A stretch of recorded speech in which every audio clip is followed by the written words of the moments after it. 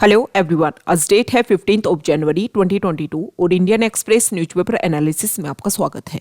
नीचे description box में Telegram channel Volcano IAS Academy का लिंक दिया हुआ है। आप Telegram channel Volcano IAS Academy के साथ में जुड़ सकते हैं। वहां पर हर exam means UPSC, state PSC and other exams के पॉइंट ऑफ व्यू से काफ़ी इंपॉर्टेंट इन्फॉर्मेशन आप सभी के साथ में शेयर की जाती है। तो चलो स्टार्ट करते हैं।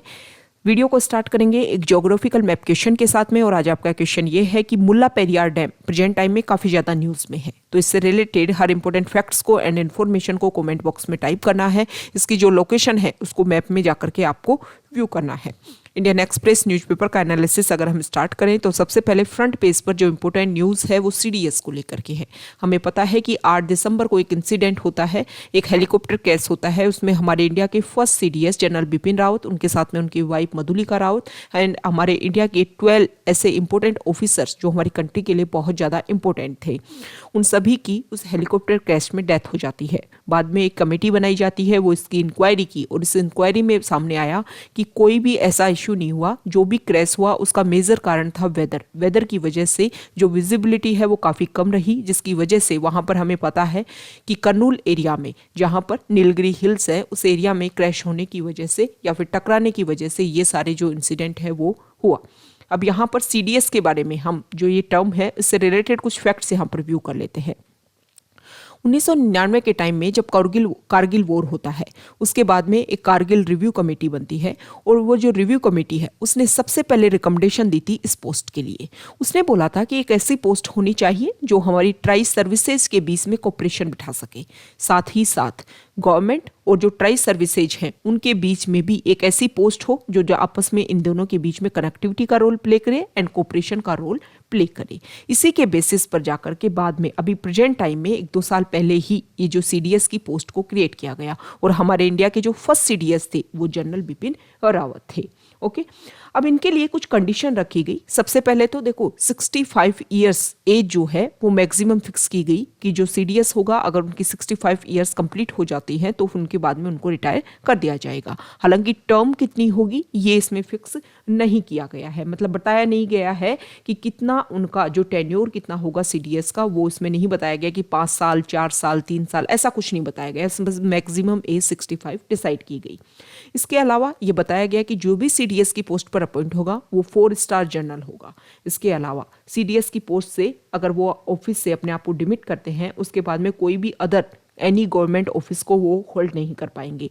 लेकिन अगर इसके बाद में वो प्राइवेट सर्विसेज में जाने जाते हैं तो 5 साल से पहले अगर वो जाना चाहते हैं तो उसके लिए उनको गवर्नमेंट से जो भी अप्रूवल है वो अप्रूवल लेने के बाद ही वो किसी प्राइवेट एम्प्लॉयमेंट को ज्वाइन कर पाएंगे। रोल्स एंड फंक्शंस की हमने बात ही डिस्कस कर ली है कि कोऑपरेशन का रोल सबसे ज़्यादा वो प्ले करेंगे। इसके अलावा जो भी सीडीएस पर्सन होगा वो कुछ कमेटीज़ हैं जिनका मेंबर खुद ब खुद बन जाएगा, मतलब जो सीडीएस होगा वो उन कमेटीज़ का मेंबर भी होगा, जैसे defence acquisition council and defence planning committee. इसके अलावा प्रिंसिपल मिलिट्री एडवाइजर का रोल वो प्ले करेंगे। डिफेंस मिनिस्टर को जब भी कभी डिफेंस से रिलेटेड कुछ एडवाइस देनी है तो उसमें इंपॉर्टेंट एडवाइस देने का काम सीडीएस का होगा। इसके अलावा चीफ ऑफ स्टाफ कमेटी जो है उसके परमानेंट चेयरमैन के रूप में भी ये रोल प्ले करेंगे। तो ये सीडीएस से रिलेटेड इंपॉर्टेंट फैक्ट्स जो हमारे प्रीलिम्स के पॉइंट ऑफ व्यू से इंपॉर्टेंट हो जाते हैं। इसके अलावा अगर हम देखें तो हमारा जीएस पेपर 3 जो है उससे रिलेटेड भी ये इंपॉर्टेंट टर्म्स हैं। नेक्स्ट इंपॉर्टेंट आर्टिकल, यहाँ पर कल दिल्ली में एक इशू देखने को मिला कि वहाँ पर कुछ बैग साइज कुछ ऐसी चीज़ मिलती है जिसकी वजह से ये लगा कि बॉम्ब कुछ हो सकता है। लेकिन बाद में जो हमारे नेशनल सिक्योरिटी गार्ड पर्सनल हैं इन्होंने हमारे जो बॉम्ब स्क्वाड मेंबर्स हैं उनके साथ में मिलकर को इसको डिस्ट्रॉय किया और इसमें ऐसा भी कोई इशू देखने को नहीं मिला। हमें पता है कि 26 जनवरी जल्दी ही पास में है, हमारा रिपब्लिक डे सेलिब्रेशन किया जाएगा, जिसकी वजह से टेररिज्म जैसी एक्टिविटीज़ हो सकती हैं उसी को ध्यान में रख करके ये सारी सिक्योरिटी कंसर्न को ध्यान में रख करके ये सारी चीज़ें की जा रही हैं। नेक्स्ट इंपॉर्टेंट आर्टिकल, हमें पता है कि पाकिस्तान ने अपनी फर्स्ट सिक्योरिटी पॉलिसी आउट रखी है, बनाई है। और उसमें उन्होंने मेजरली फोकस करने की बात की है इंडिया के ऊपर। इनडायरेक्टली इंडिया के ऊपर उन्होंने बात की है, लेकिन डायरेक्टली उन्होंने बात की है टेररिज्म को। उन्होंने टेररिज्म को एक तरीके से एड्रेस करने की बात की है कि टेररिज्म से रिलेटेड कोई भी एक्टिविटीज़ जो हैं वो हमारी सोइल में नहीं होंगी। अगर ये सारी चीज़ें अगर हो पाती हैं, जो सिक्योरिटी पॉलिसी है उसके अकॉर्डिंग वर्क होता है, तो बहुत सारे जो इश्यूज हैं उनको सॉल्व किया जा सकेगा। यहाँ पर जो आर्टिकल है वो हमारे रीजनल कंट्री या फिर हमारे नेबर कंट्री म्यांमार से रिलेटेड है। इस आर्टिकल में ये बताया गया है कि लगभग 1 ईयर कंप्लीट होने वाला है म्यांमार में आर्मी का रूल लगे हुए। इसकी वजह से म्यांमार में जो भी प्रॉब्लम क्रिएट हो रही है, हम देख रहे हैं कि वहाँ पर जो रेगुलर जो पीपल है, जो पॉपुलेशन है वहाँ की, वो प्रोटेस्ट उन्होंने किया डेमोक्रेसी के लिए, क्योंकि लगभग 5 ईयर्स तक वहाँ पर डेमोक्रेसी रही। हालांकि जो डेमोक्रेसी रही वो पार्शियल रही, लेकिन फिर भी उन लोगों ने देखा कि राइट्स होते क्या है, फ्रीडम होती क्या है, जिसके बेसिस पर दोबारा वहाँ पर जब इलेक्शन हुए तो उन्होंने कंप्लीट मेजोरिटी में डेमोक्रेसी लाने की वहाँ की पॉपुलेशन ने कोशिश की। और ये बात जो है वो वहाँ की जो आर्मी है उसको ये चीज़ पसंद नहीं आई, और एक तरीके से उन्होंने कंप्लीट जो पावर है वो अपने हाथों में दोबारा से ले ली। अब इस आर्टिकल में ये बताया गया है कि देखो प्रेजेंट टाइम में हम क्या कोशिश कर रहे हैं कि अफगानिस्तान जो एक लैंड लॉक कंट्री है, वहाँ पर हमें पता है कि तालिबान ने वहाँ पर पावर अपने पास ले ली है। तो कंप्लीट वर्ल्ड इस बात में लगा हुआ है कि तालिबान को अगर हम एक तरीके से रिकॉग्नाइज करें एज ए गवर्नमेंट, तो कुछ पॉइंट्स के ऊपर तालिबान सहमत हो। जब तालिबान उन पॉइंट्स के ऊपर एग्री होगा तभी जाकर के इन सारे प्रॉब्लम को हम सोल्व कर सकते हैं। और सोल्व करने के साथ साथ में अब ये बात की हमने अफगानिस्तान की, प्रेजेंट टाइम में डिस्कशन चल रहा है अफगानिस्तान को लेकर के, लेकिन सेम इशू इसी तरीके का है म्यांमार में। तो इसको लेकर के भी वर्ल्ड लेवल पर, ग्लोबल लेवल पर डिस्कशन होना चाहिए कि म्यांमार में जो इशू चल रहे हैं, म्यांमार में जो लोगों के राइट्स को वायलेट किया जा रहा है, उनको एनक्रोच किया जा रहा है, उनके लिए भी जो ग्लोबल लेवल पर इसके लेकर के डिस्कशन हो और यहाँ पर जो प्रॉब्लम है उसको सोल्व करने की कोशिश की जाए।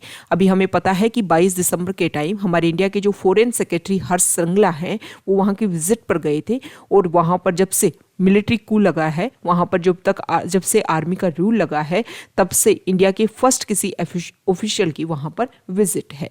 तो अगर ये प्रॉब्लम सॉल्व होती है तो हमारा जो नॉर्थ ईस्ट वाला पार्ट है वहाँ पर बहुत सारी जो प्रॉब्लम्स है वो कम हो जाएंगी।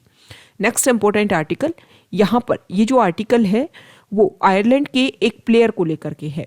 इस आर्टिकल में ये बताया गया है कि ये जो प्लेयर है जिनका नाम यहाँ देखो सरजाद, ये जो सरजाद है जब 14 इयर्स के थे तो वो अफगानिस्तान से बिलोंग करते थे, लेकिन बाद में वो आयरलैंड चले जाते हैं और उसके बाद में वहाँ की जो अंडर 19 टीम है उसमें वो शामिल हो गई। तो उसकी स्टोरी के बारे में यहाँ पर बता रखा है कि 8000 किलोमीटर लंबी उनकी स्टोरी, जो अफगानिस्तान की गलियों से निकल करके उन्होंने आयरलैंड की जो अंडर 19 टीम है उसमें उन्होंने कैसे एंटर किया, इसको लेकर के उनकी स्टोरी यहाँ पर बता रखी है। नेक्स्ट इंपॉर्टेंट आर्टिकल, आज हमारे इंडिया का 74th आर्मी डे है और उसी को सेलिब्रेशन को लेकर के यहाँ पर किस किस एरिया में हमारे आर्मी में हमने किस तरीके से प्रोग्रेस किया है उस सभी के बारे में हमें बता रखा है। हमारे प्रेजेंट टाइम का जो यूथ है उसके लिए कैसे इंस्पिरेशन बनेगी हमारी इंडियन आर्मी, यहाँ पर फ्यूचर की बात कर रखी है।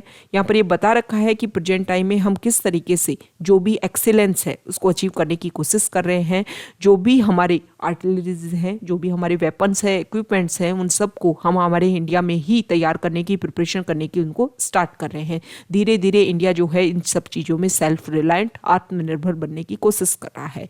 यहाँ पर बहुत सारी मिसाइल्स की बात हो रही है जिसमें इंडिया जो है वो अपने आप को काफ़ी आगे लेकर के जा रहा है। हमें पता है कि अगर प्रेजेंट टाइम का अगर हम देखें तो डिफेंस सेक्टर में पहले बहुत ज़्यादा खर्चा होता था, क्योंकि ज़्यादातर जो चीज़ें हैं वो हम बाहर से क्या करते थे, इंपोर्ट करते थे। लेकिन प्रेजेंट टाइम में इंडिया जो है वो अपने आप को सेल्फ रिलायंट होकर के, आत्मनिर्भर अपने आप को बना करके अपना बहुत ज़्यादा जो मनी है उसको सेव कर रहा है।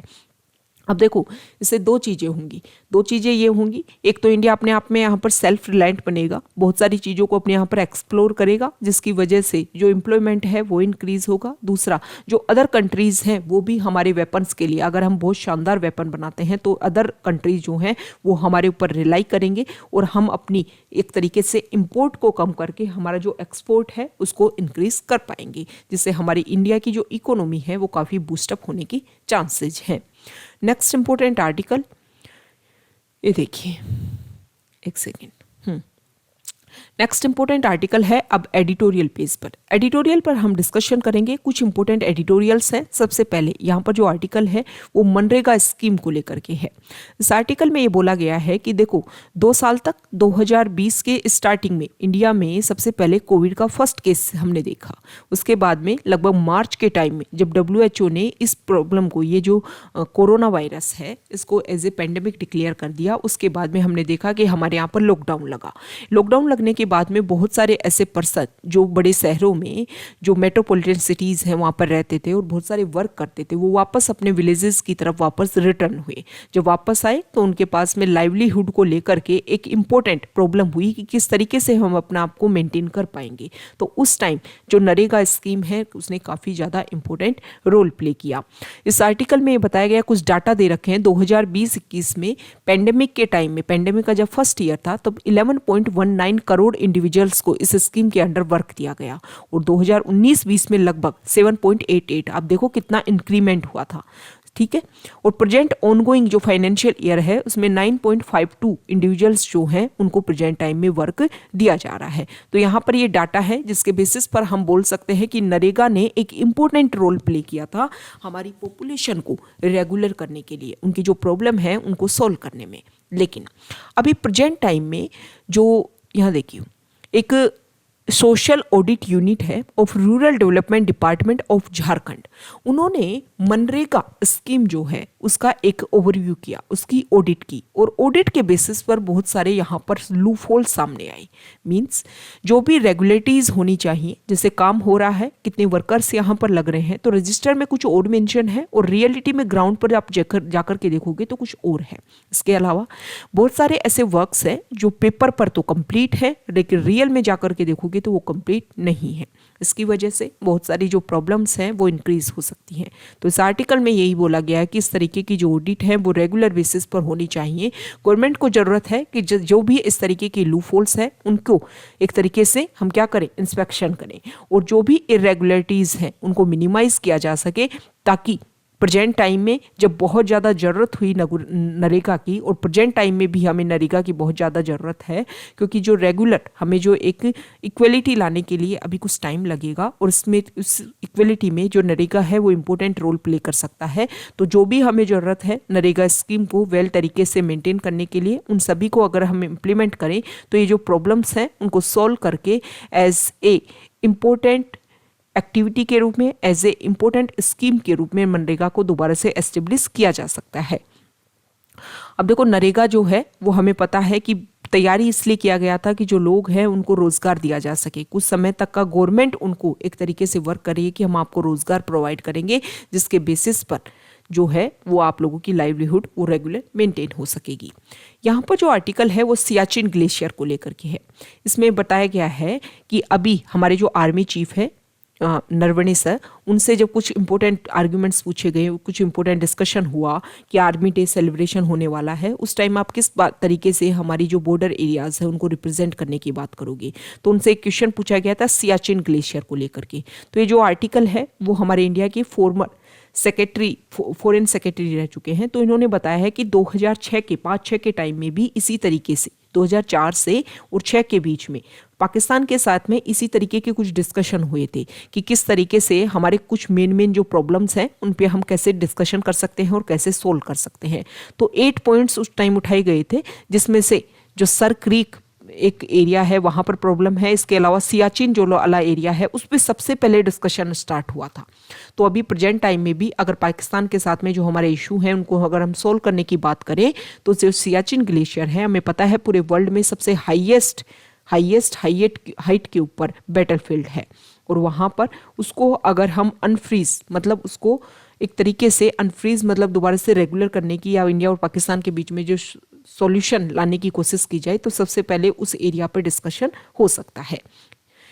यहाँ पर जो आर्टिकल है वो यहाँ पर देखो, जो भी हमारी आर्मी है उसमें वीमेन का जो इंक्लूजन है वो अभी प्रेजेंट टाइम में दोबारा से इंक्रीज हुआ है। वैसे 1992 में अगर हम देखें तो नॉन मेडिकल रोल्स के रूप में अभी भी हमारे इंडिया का जो फर्स्ट बैच है उसको आने में टाइम लगेगा, लेकिन सोर्स सर्विस कमीशन का जो बात थी वो 1992 में कोशिश की गई थी कि एक तरीके से वीमेन का इंक्लूजन हो नॉन मेडिकल स्टाफ के रूप में भी, लेकिन उसको रियलिटी में आने में 30 ईयर्स लग गए। यहाँ पर ये बताया गया है कि एनडीए के जो फॉर्म आते हैं लास्ट ईयर हमने देखा कि उसमें वीमेन का इंक्लूजन हो गया है। हालांकि अभी 4 ईयर्स हमें लग जाएंगे कि जब एनडीए के थ्रू जो वीमेन है उनका हमारी आर्मी में इंक्लूजन होगा, और बहुत शानदार दिन होगा जब वहाँ से परेड करके हमारी जो वीमेन ऑफिसर्स हैं वो भी साथ में निकलेंगी मैन ऑफिसर्स के साथ में।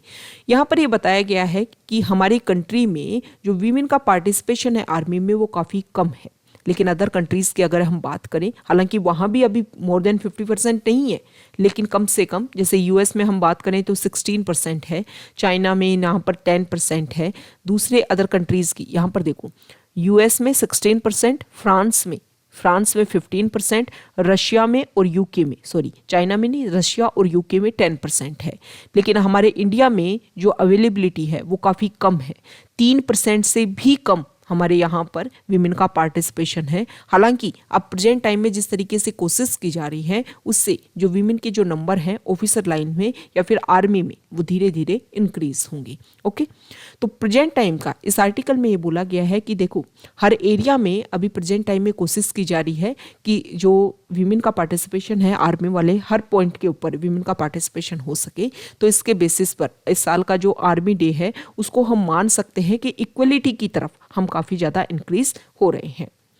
नेक्स्ट इंपॉर्टेंट आर्टिकल, यहाँ पर जो आर्टिकल है वो इंडो पैसिफिक एरिया को लेकर के है। ये जो राइटर है उन्होंने बोला है कि इंडो पैसिफिक वाला जो रीजन है वो काफ़ी ज़्यादा इंपॉर्टेंट है। आप देख रहे होंगे कि बहुत सारे कंट्री जो हैं वो इस एरिया में एग्जिस्ट भी नहीं करते, लेकिन इस एरिया को काउंटर करने के लिए, इस एरिया को कैप्चर करने के लिए काफ़ी ज़्यादा कोशिश करते हैं। ओके, जैसे स्पेसिफिक अगर हम देखें तो यूएस, इसके अलावा अगर हम देखें तो चाइना।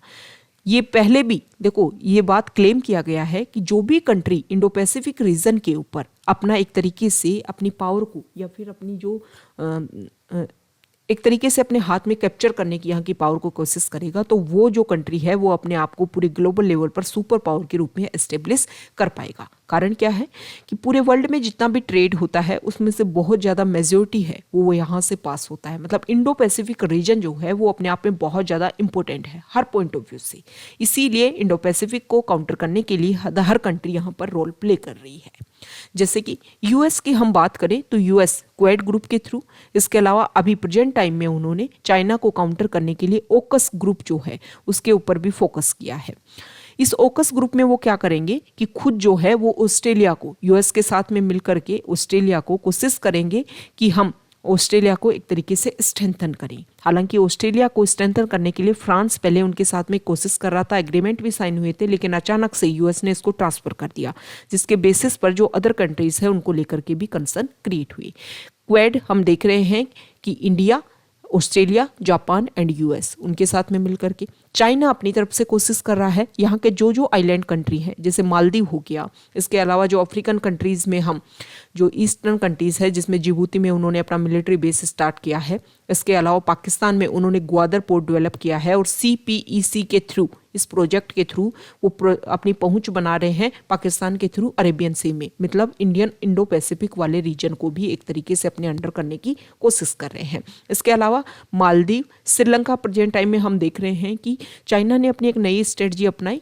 उसमें उन्होंने बोला कि जो इकोनॉमी तरीके से अगर हम बर्डन क्रिएट करें किसी कंट्री के ऊपर तो वो कंट्री जो है वो हमारे अंडर आ सकता है। सेम इसी तरीके का उन्होंने अप्लाई करने की कोशिश की श्रीलंका के ऊपर, और श्रीलंका में प्रेजेंट टाइम में आप इकोनॉमिक क्राइसिस देख भी पा रहे होंगे।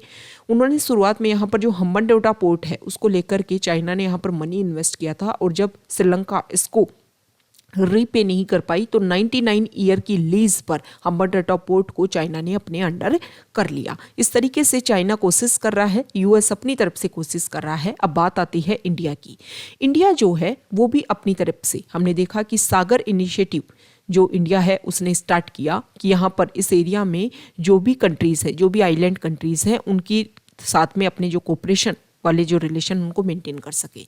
अदर कंट्रीज की बात करें, श्रीलंका और भी यहाँ पर जो कंट्रीज हैं उनको अभी कोविड पेंडेमिक के इंडिया ने काफ़ी ज़्यादा हेल्प की है।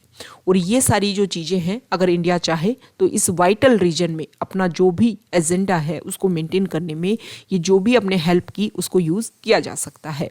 तो इसके लिए इंडो पैसिफिक की जो अपॉर्चुनिटी है उसको कौन कंट्री अपने हाथ में करता है, ये बात ज़्यादा इम्पोर्टेंट होगी कि कौन कंट्री जो है वो अपने आप को एज ए सुपर पावर या as a more important power country के रूप में एस्टेब्लिश करता है। तो इंडो पैसिफिक को लेकर के देखो, ये इस तरीके के जो आर्टिकल होते हैं वो स्पेसिफिक हमारे आईआर वाला जो पार्ट है उससे को लेकर के इम्पोर्टेंट है। इंडो पैसिफिक को लेकर के प्रीलिम्स में ये जो ग्रुप्स की हमने यहाँ पर बात की, ये जो ग्रुप्स हैं वो हमारे इंपॉर्टेंट हो जाते हैं प्रीलिम्स के पॉइंट ऑफ व्यू से। नेक्स्ट इंपॉर्टेंट आर्टिकल या देखिए, देखो अभी 26 जनवरी को हमारे यहाँ पर जो रिपब्लिक डे सेलिब्रेशन है उसको लेकर के बताया गया है कि कोविड की साइडों में ही पार्लियामेंट का जो बजट सेशन है उसके ऊपर भी इफेक्ट हो सकता है।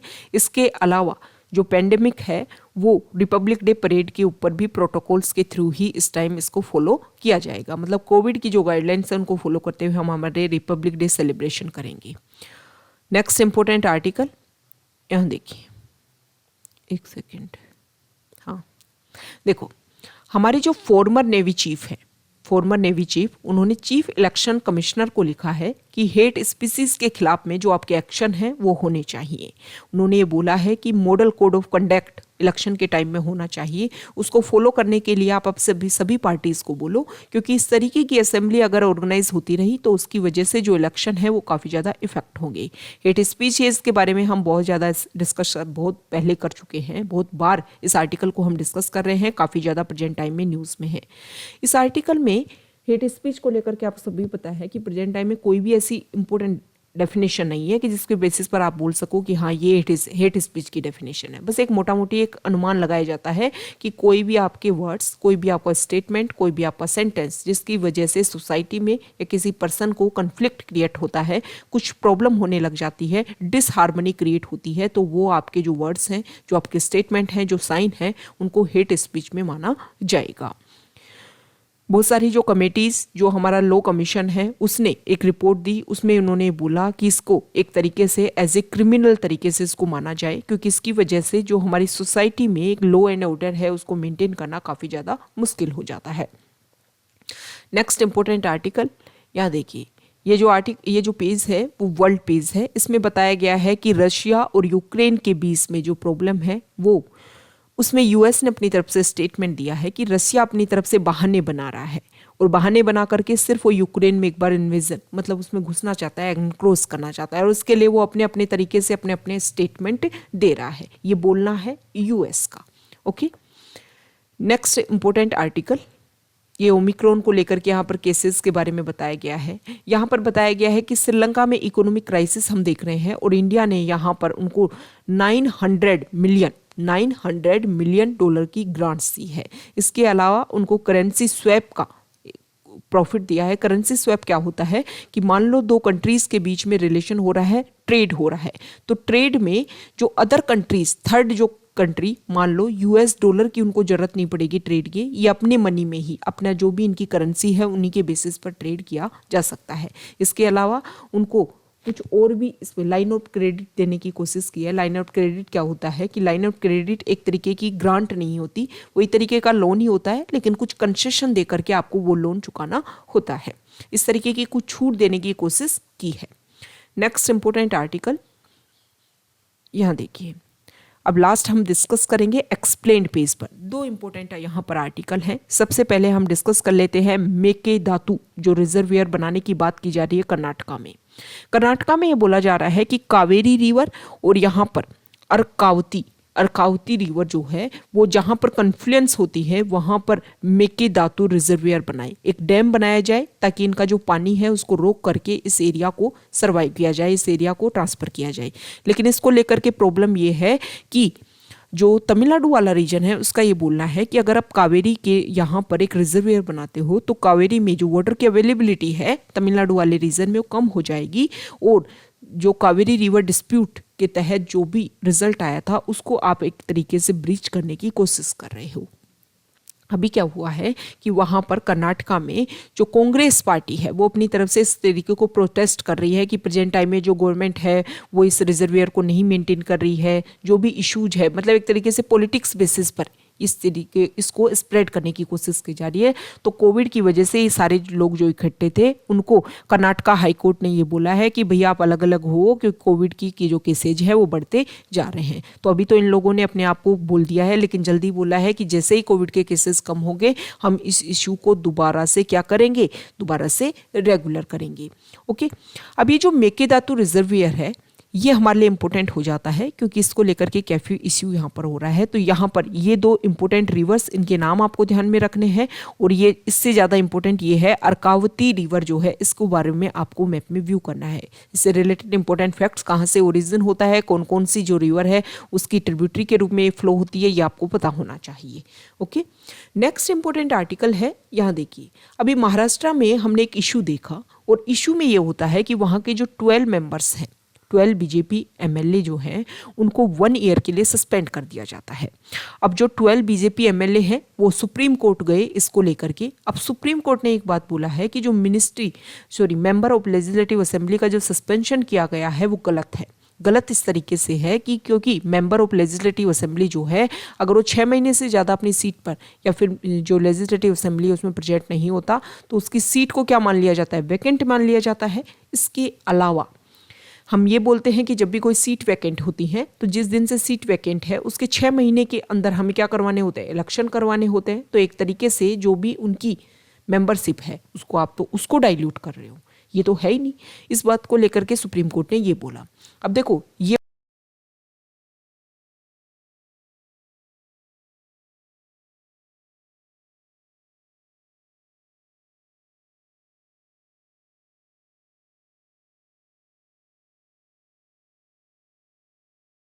जब तक वहाँ का स्पीकर प्रेजेंट नहीं है, स्पीकर को ये पावर है कि वो किसी भी मेंबर्स को क्या कर सकता है, सस्पेंड कर सकता है। और हमें पता है कि लास्ट ईयर में वहाँ के जो स्पीकर है नाना पटोले, उन्होंने अपना रेजिग्नेशन दे दिया था, उसके बाद में रिज़ाइन दिया था, उसके बाद में वहाँ पर कोई भी स्पीकर अवेलेबल नहीं है। तो जो मेंबर ऑफ लेजिस्लेटिव असेंबली जिनको सस्पेंड किया गया उन्होंने अपनी बात रखी है इस पॉइंट के ऊपर कि जब स्पीकर ही नहीं है तो हमें सस्पेंड कैसे किया गया। दूसरी उन्होंने बात रखी कि इतने ड्यूरेशन के लिए जो आपने सस्पेंड किया है वो गलत है। ये 2 पॉइंट्स के ऊपर।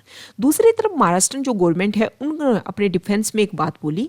उन्होंने ये बोला कि देखो सबसे पहली बात तो ये है कि लेजिस्लेचर में क्या बात होती है उसको आप लेकर के कोर्ट में नहीं जा सकते। ओके, आर्टिकल 212 ये बोलता है court do not have jurisdiction to inquire into the proceedings of the legislature. Okay, इस बात को लेकर के उन्होंने अपनी बात रख दी है, इसको लेकर के आप कोर्ट में नहीं जा सकते हो। अब ये लेंथ की भी हमने बात कर ली कि जो इतनी लेंथ के लिए आपने 1 साल के लिए जो टर्मिनेट किया है, सस्पेंड किया है, उसको लेकर के भी आपके पास में प्रॉपर रूल्स एंड रेगुलेशंस नहीं है कि भाई 6 महीने से ज़्यादा आप उनको नहीं हटा सकते हो। 59 डेज से ज़्यादा अगर 60 डेज आते हैं तो अदर हमारे यहाँ पर ऐसे प्रोविजंस हैं जिनके बेसिस पर इसको डाइल्यूट किया जा सकता है। अब यहाँ पर बात ये है कि जो लेंथ के जो सस्पेंशन है उसके बारे में पार्लियामेंट के रूल्स में क्या क्या कहा गया है। तो रूल नंबर 373, 374 और 374A ये लोकसभा के रूल्स एंड प्रोसीजर है। उनमें ये बात बोली गई है कि किसी भी मेंबर को अगर आपको रिवॉइड करना है, हटाना है, तो उसका ये होना चाहिए कि उन्होंने क्या किया है, भाई मेंबर लेजिस्लेटिव असेंबली जो है उसमें उन लोगों ने कुछ ऐसा तरीके से प्रॉपर तरीके से जो रूल्स हैं उनको फॉलो नहीं किया, जो वहाँ के जो बिजनेस है मतलब वहाँ का जो वर्क्स है उसको एक तरीके से ऑब्स्ट्रक्ट करने की कोशिश की, जिसके बेसिस पर आप उनको सस्पेंड कर सकते हो। मैक्सिमम जो सस्पेंशन है वो 5 कंसेक्यूटिव सिटिंग्स तक हो सकता है या फिर जो सेशन का जो बचा हुआ टाइम है उसके लिए हो सकता है। ऐसा नहीं है कि आप 1-1 साल तक सस्पेंड कर रहे हो। अब बात आती है राज्यसभा की। राज्यसभा का रूल नंबर 255 और 256 भी ये बोलता है कि सेशन का जो बचा हुआ टाइम है उसके लिए आप उसको हटा सकते हो। सेम बात जो लेजिस्लेटिव असेंबली है उसमें ये बात बोली गई है। अब देखो प्रेजेंट टाइम में हमने देखा कि जो हमारा एक तरीके से मॉनसून सेशन था उस समय राज्यसभा के 12 मेंबर्स ने लास्ट डे कुछ प्रॉब्लम हुई थी, उसको लेकर के जैसे ही विंटर सेशन स्टार्ट हुआ अभी प्रेजेंट टाइम में इन 12 मेंबर्स को सस्पेंड कर दिया गया। अब इस आर्टिकल में ये बोला गया है कि सुप्रीम कोर्ट ने इस तरीके के केसेस पहले भी सुने हैं, अपने ऑर्डर भी दिए हैं, और अगर दोबारा से ये डिस्कशन होता है तो उसमें भी सुप्रीम कोर्ट जो है वो अपना रिजल्ट डिक्लेयर कर सकता है। यहाँ पर ये जो 12 मेंबर्स महाराष्ट्र के उनको निकाला गया, उनको सस्पेंड किया गया, तो उनका ये भी मानना है कि किसके बेसिस पर हमारे नाम डिक्लेयर किए गए। भाई जो भी वहाँ पर प्रोटेस्ट हुआ उनमें कैसे हमें पहचान लिया गया उन 12 मेंबर्स को, और सिर्फ क्लियर बोला गया कि इन 12 मेंबर्स ने ये सब कुछ किया है। तो उन्होंने बोला कि एक तरीके से एक साजिश है जिसके तहत कुछ रूल्स का यूज़ करते हुए हमें बाहर रखा जा रहा है, ऐसा नहीं होना चाहिए। तो ये हमने मेंबर ऑफ लेजिस्लेटिव असेंबली और राज्यसभा के जो 12 मेंबर्स को सस्पेंड किया गया उसको लेकर के हमने रूल्स की बात की, हमारे कॉन्स्टिट्यूशन में कौन कौन सा आर्टिकल कौन कौन सी बात रखता है उनके बारे में हमने डिस्कशन किया। ये इंपॉर्टेंट पॉइंट्स हैं। देखो इंडियन एक्सप्रेस का आप कुछ भी चाहे मत पढ़ो, सबसे इंपॉर्टेंट पॉइंट आता है उसका जो एक्सप्लेन पेज है, उसको आप अच्छे से रिव्यू किया करो, अच्छे से डेली के बेसिस पर आपको स्टडी उसको किया करो। अगर आप यहाँ तक आए हो और वीडियो आपको अच्छा लगा है तो प्लीज़ वीडियो को लाइक कीजिए, शेयर कीजिए और चैनल को सब्सक्राइब कीजिए। Okay, thank you.